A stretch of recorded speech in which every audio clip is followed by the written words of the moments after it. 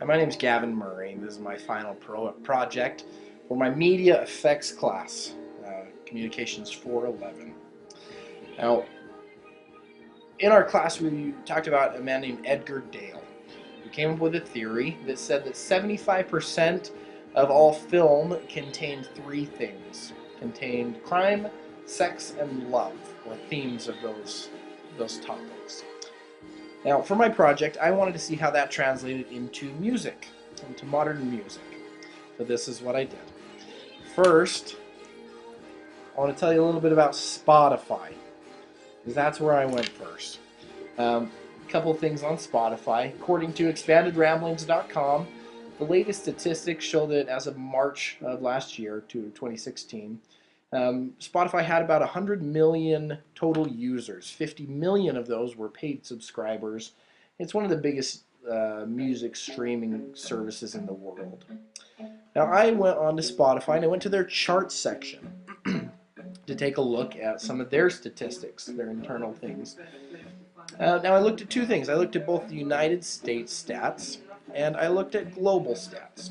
And I broke this down um, on a daily basis. I wanted to get a broad range of data. So what I did is I went to the first of every month, starting with October 1st, 2016, and I went on the first of every month: October, November, December, January, February, March, and April. So 7 days of data. I grabbed all top 100 of their, or top 200 rather, of their global and their US statistics for that time. And then I went to wonderful Microsoft Excel, where I compiled this data. I got all of the top US tracks, or songs, whatever you want to call them, and all the top global songs. Um, Now, from that point, I broke down even further. Remember, I have 7 days of data, and I narrowed that down from the 200 per day to the top 10 on any given day for, again, both the US and the world lists. Okay. From that point, um, I ended up with, well, I narrowed those further to 9 total songs. What I've decided were the 9 most influential songs uh, of, of all of this data. Okay. The way I did that is I came in here, I grabbed each song and the total number of streams that that song had, or listens, over those 7 days, those 7 data points. Okay. And I graphed those out for you here so you could take a look and see what I'm working with here.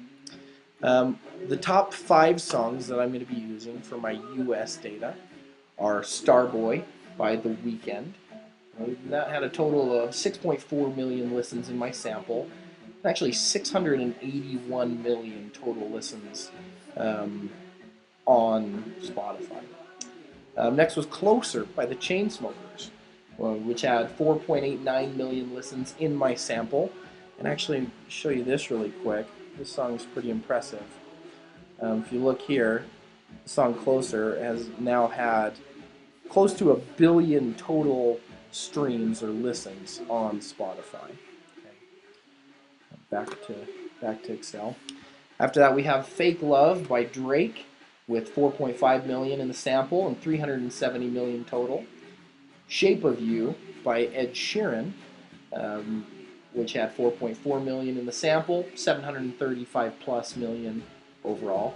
And Bad and Bougie by Migos, 4.11 million in the sample, 247 million overall. Now, over to the global, it's actually really similar. We see a lot of the same songs going on here. Again, we have Starboy. Now, it's going to be a little bit more on the global sample, 21 million globally. Or, sorry, Shape of You, 21 million. Starboy with 19 million globally, Closer, 18 million. Let Me Love You is a different one that we hadn't seen before by DJ Snake, and that had 12 million globally, about 716 million total streams. Now, I didn't do Despacito because that's a fully Spanish song. as you'll see what I wanted to do next with these big songs, these are big songs, is I wanted to see what was in them. So I broke those down, um, these songs, by the totality of words in each song. If you take a look up here, it started by getting all of the lyrics from a consistent source from Google Play. Okay. After I had all of those lyrics, you will see some not so good language on these, but I broke these all down in here, loaded those up into Excel. There's my US words, top songs words. Okay, so here on the left is all of the songs, or all of the words within these songs. Now, in the total list of US songs, it came down to 3,123 combined words. In the world songs, obviously, remember I did one less or one fewer song on this list.